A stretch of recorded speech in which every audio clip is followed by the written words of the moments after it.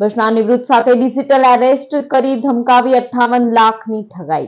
ભુજના મખતમપુરમાં જિલ્લા પંચાયત કોલોની ખાતે રહેતા કાંતિલાલ પટેલને 18 ફેબ્રુઆરીએ એક શખ્સે ફોન કરી પોતાનું નામ રાહુલ કુમાર અને તે ટેલિકોમ રેગ્યુલેટરી ઓથોરિટી ઓફ ઇન્ડિયામાં ફરજ બજાવતા હોવાનું જણાવ્યું હતું। હિન્દી ભાષામાં તેમણે જણાવ્યું હતું કે તમારા આધાર કાર્ડથી સિમ કાર્ડ લેવાયું છે, જેનો ઉપયોગ લોકોને હેરાન કરવામાં થઈ રહ્યો છે।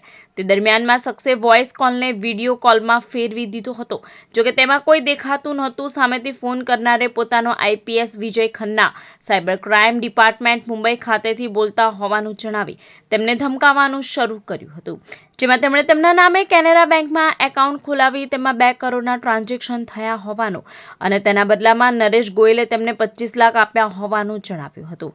તેઓ ગભરાઈ જતા તેમણે તમે મારા પિતા સમાન છો, ભરૂચ શહેરમાં તમારું સારું નામ છે, પોલીસ તમારા ઘરે મોકલી તમારું નામ ખરાબ કરવા નથી માંગતા તેમ કહી તેમને આશ્વાસન આપ્યું હતું। બાદમાં તેમને તમારે કેસમાંથી બહાર નીકળવું હોય તો તમારા નામે રહેલા તમામ એસેટ્સ વેરિફિકેશન કરાવવા પડશે તેમ જણાવી અરજી આપવા જણાવ્યું હતું। જે અરજીનો ફોટો તેમણે મંગાવ્યા બાદ ફોન ઉપર વિડીયો કોલ ચાલુ રખાવી તેમની સાથે વાતચીત ચાલુ રાખી હતી।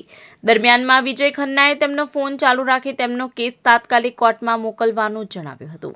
જે બાદ ચાલુ વિડીયો કોલમાં તેઓ કોર્ટમાં ગયા હતા, જ્યાં એક જજ સાથે તેમણે કેસની વિગતો આપતા અદાલતે તેમના તમામ એસેટની તપાસ કરી કોર્ટમાં રિપોર્ટ સબમિટ કરવાનો હુકમ કર્યો હોય તેમ વિડીયો કોલમાં દેખાયું હતું, જેથી તેઓ ગભરાઈ ગયા હતા। બાદમાં તેમણે તેમના મ્યુચ્યુઅલ ફંડ, ફિક્સ ડિપોઝિટ તેમજ બેંક એકાઉન્ટની બેલેન્સ સહિતની વિગતો મેળવી હતી।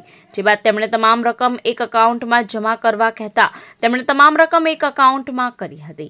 બાદમાં તે રકમ તેના જણાવ્યા અનુસાર એકાઉન્ટમાં જમા કરાવડાવી હતી, જે કોર્ટે આપેલા સમય બાદ પરત તેમના એકાઉન્ટમાં આવી જશે તેમ જણાવ્યું હતું। તેમણે તેમ કરી કુલ 58 લાખ તેમના કહ્યા મુજબના એકાઉન્ટમાં જમા કરાવી દીધા હતા। બાદમાં તેમના એક પરિચિત સાથે વાત થતા આખરે તેમની સાથે ઠગાઈ થઈ હોવાનું માલુમ પડતા તેમણે ભરૂચ સાયબર ક્રાઇમ બ્રાન્ચમાં ફરિયાદ નોંધાવી હતી।